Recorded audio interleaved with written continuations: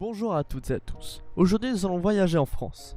Nous découvrirons lors de ce tour de France quelques monuments et histoires de notre beau pays. Et nous finirons par une escale en Guadeloupe. These days, where the lights don't move and the colors don't fade,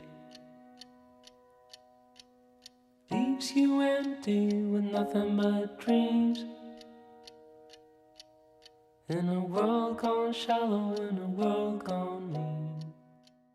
Nous commencerons notre épopée par le mémorial de Verdun, en France, qui honore les soldats morts pendant la Première Guerre mondiale. Il rappelle l'horreur de la guerre et l'importance de la paix, unissant les visiteurs dans une réflexion sur l'histoire et la réconciliation. Les monuments commémorent des événements, des personnages ou des luttes qui ont marqué l'histoire collective. Ils permettent de transmettre des récits communs aux générations futures, favorisant la compréhension mutuelle et la solidarité.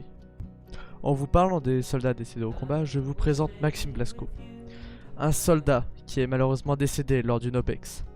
Il a reçu pour sa bravoure une promotion au grade de sergent ainsi que la Légion d'honneur.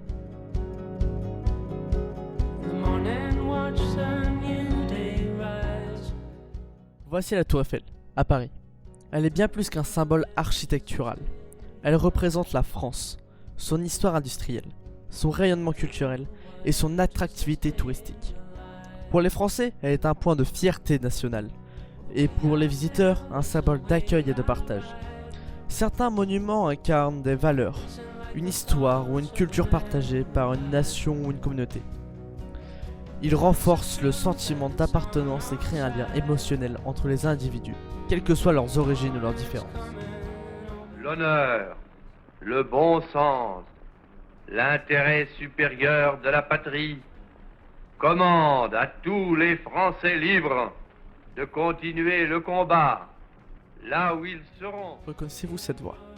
Il s'agit de la voix du général de Gaulle, une figure historique de la France. Il a réussi à rapprocher les peuples pour défendre son pays. Nous avons l'exemple de l'appel à la résistance du 18 juin 1940, qui est le premier discours prononcé par le général de Gaulle à la radio de Londres, sur les ondes de la BBC, en réponse à celui du maréchal Pétain ayant eu lieu le 17 juin 1940.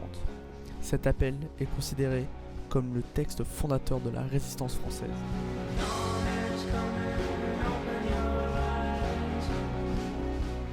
Nous sommes ici près de l'Arc de Triomphe, où se déroulent les principales commémorations comme le 8 mai 1945, qui est une date majeure de l'histoire française et parisienne.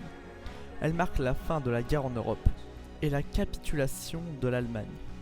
Chaque année, Paris célèbre cette victoire, notamment à l'Arc de Triomphe, et rend hommage aux grands généraux en fleurissant leurs monuments. D'ailleurs, sous l'Arc de Triomphe se trouve la flamme du soldat inconnu. Where the lights don't move. Nous sommes maintenant près de la place de la Concorde, qui est un espace de rassemblement et de célébration, comme bien d'autres lieux à Paris. Les monuments servent souvent de cadre à des événements publics, cérémonies, fêtes, manifestations, où les citoyens se retrouvent pour célébrer, protester ou simplement partager des moments ensemble. Plus particulièrement, la place de la Concorde est un lieu de rassemblement pour des événements nationaux, comme par exemple le 14 juillet, ou des mouvements sociaux. Elle symbolise à la fois l'unité et la diversité des opinions dans un espace démocratique, mais aussi un espace d'exécution. En 1793 par exemple, Louis XVI y a été guillotiné. Down to routine. Nous voici maintenant devant le Bataclan. Ici, le 13 novembre 2015, des personnes sont venues à un concert d'Eagle of Death Metal. Partager un moment de joie en famille ou entre amis. Mais ce soir-là, la violence a frappé. Beaucoup de vies ont été perdues. Plus exactement 132 morts et 413 blessés. Ces attentats sont les plus meurtriers perpétrés en France. Aujourd'hui, dans le 4e arrondissement, un mémorial porte comme nom cette date. 10 ans après ces actes, une commémoration a eu lieu devant le Bataclan pour rendre hommage à toutes ces victimes.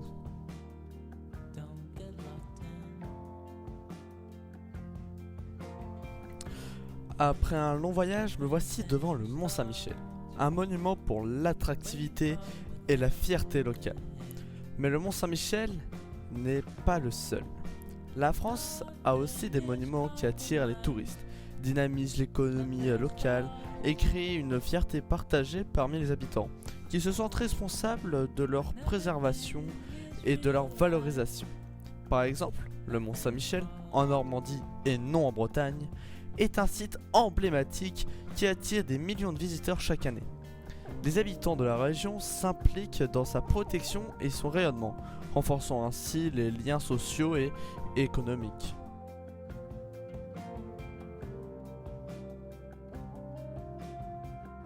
Allons maintenant dans l'ouest de la France, plus exactement à La Roche-sur-Yon.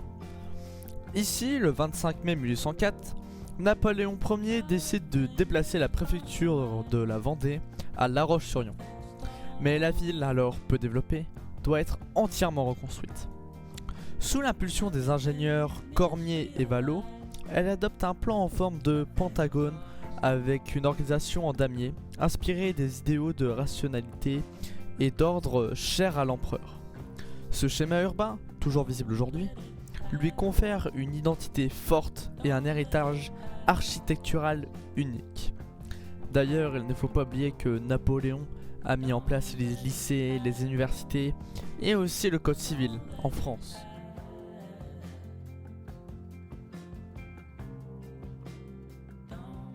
Après un long voyage en ferry, me voici maintenant au mémorial ACTE, en Guadeloupe. C'est un catalyseur de dialogue et de réconciliation. Certains monuments, surtout ceux liés à des conflits ou des injustices, deviennent des espaces de dialogue pour reconnaître des souffrances passées et construire un avenir commun. Comme du coup le mémorial ACTE, en Guadeloupe, qui est dédié à l'histoire de l'esclavage et de la traite négrière.